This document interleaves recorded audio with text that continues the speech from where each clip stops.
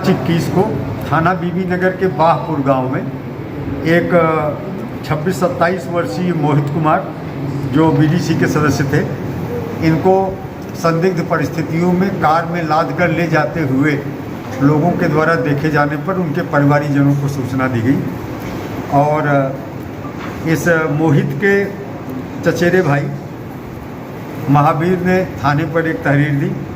7 लोगों को नामित करते हुए अपहरण का मुकदमा लिखाया। इसके बाद पुलिस की टीम सक्रिय हुई। एसपी सिटी साहब के नेतृत्व में, सीओ के बिल्कुल करीबी नेतृत्व में और हमारी स्वाट टीम ने इसमें बहुत ही परिश्रम के साथ प्रयास शुरू किए। इसमें कुछ अभियुक्त उसी समय गिरफ्तार करके जेल भेज दिए गए थे जो साजिश में सम्मिलित थे और कुछ सूचना के आधार पर अभियुक्त के पत्नी और उसकी मां ये असलहों को छुपाने के प्रयास में उस सूचना के आधार पर गिरफ्तार कर जेल भेजे गए थे और सौभाग्य से घटना स्थल पर 2 सीसीटीवी कैमरे लगे हुए थे और उनके विश्लेषण से पूरी कहानी स्पष्ट हुई। कहानी कुछ इस तरह से निकल के आई कि जो मृतक है ये मोटरसाइकिल से पीछे से आया, आगे आगे इसके वो कार चल रही थी जिसमें नामित अभियुक्त थे और उसने ही कार वाले के ड्राइवर के साथ झगड़ा शुरू किया कि तुमने पीछे से टक्कर मारी है और करीब आधे घंटे तक दोनों पक्षों के बीच में, जिसमें एक तरफ अकेला मोहित था मृतक, दूसरी तरफ एक कार वाले थे, एक दूसरे के साथ गुत्थम गुत्था करते रहे, झगड़ा करते रहे और उसी में कुछ लोगों ने छुड़ाने का भी प्रयास किया। लगभग आधे घंटे की गुत्थम गुत्थी के बाद इसमें अभियुक्त जो फौजी है इसके पास एक गैर लाइसेंसी पिस्टल थी। इसने पिस्टल से फायर किया जो सीसीटीवी कैमरे में माने कुछ होता हुआ सा दिख रहा है, फायर जैसा। इसके बाद एक भगदड़ होती है और फिर इस मोहित को उस कार में लाद करके ये लोग लेके चले जाते हैं। मोहित की मृत्यु हो गई थी गोली लगने से।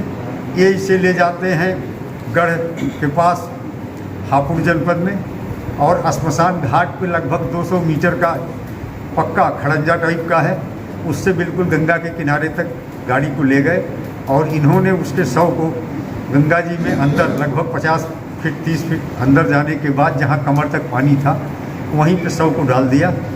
इसके बाद जो इस बीच में इन्होंने मृतक के मोबाइल फ़ोन को एक चलते हुए ट्रक में फेंक दिया ताकि पुलिस गुमराह होकर उस दिशा में जाए और वो हरिद्वार तक ट्रक गया। हमारी टीमें उस मोबाइल के आधार पर हरिद्वार तक गई और संभवतः स्विच ऑफ हो जाने के कारण या बैटरी डिस्चार्ज हो जाने के कारण जो मृतक का मोबाइल बंद हुआ तो उस सैलाइडी के आगे हम लोग पहुँच नहीं पाए।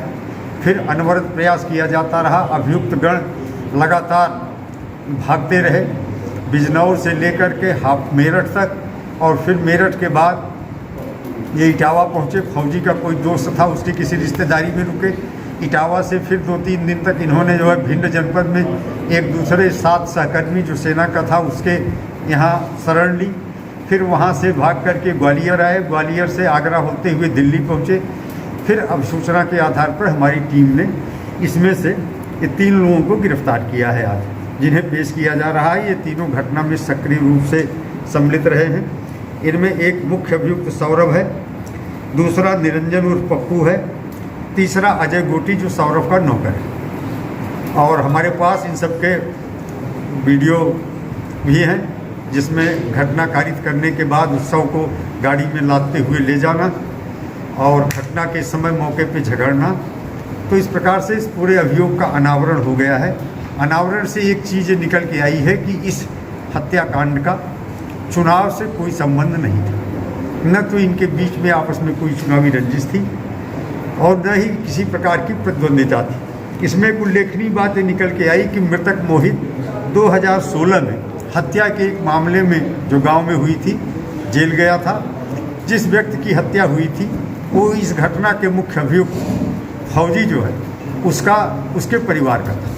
तो इस प्रकार फौजी के मन में पहले से ही एक प्रतिशोध की भावना मोहित को लेकर थी। साथ ही कुछ तात्कालिक कारण आ गए जिसमें मोहित स्वतः आकर के इन लोगों से उलझ गया और लड़ने झगड़ने लगा। इसी क्रम में घटना हुई। डेड बॉडी को तलाशने के लिए लगातार 2 दिनों तक हम लोगों ने बहुत प्रयास किए और उस प्रयास के क्रम में ये जानकारी निकल के आई कि जिस कपड़े को मृतक पहने हुए था उस कपड़े का एक शव सोमवार के दिन, पिछले सोमवार के दिन, ये अमरोहा जनपद की सीमा में कुछ नाविकों ने बताया जो मछली आज मार रहे थे कि एक बहता हुआ वहाँ देखा गया था जो इस कपड़े में था। इसके साथ ही जो घटना में प्रयुक्त गाड़ी है उसमें खून के पूरे धब्बे मिले हैं। जहाँ मृतक के शव को रख करके ले जाया गया था वो एविडेंस के रूप में हम लोगों ने कलेक्ट कर लिया है। और अभी भी हमारे स्तर पर, क्योंकि गंगा में उस समय पानी का बहाव तेज हो गया था, तो नहरों में भी जो गंगा जी से नहरें निकलती हैं और वहाँ पर भी तलाश का प्रयास किया जा रहा है।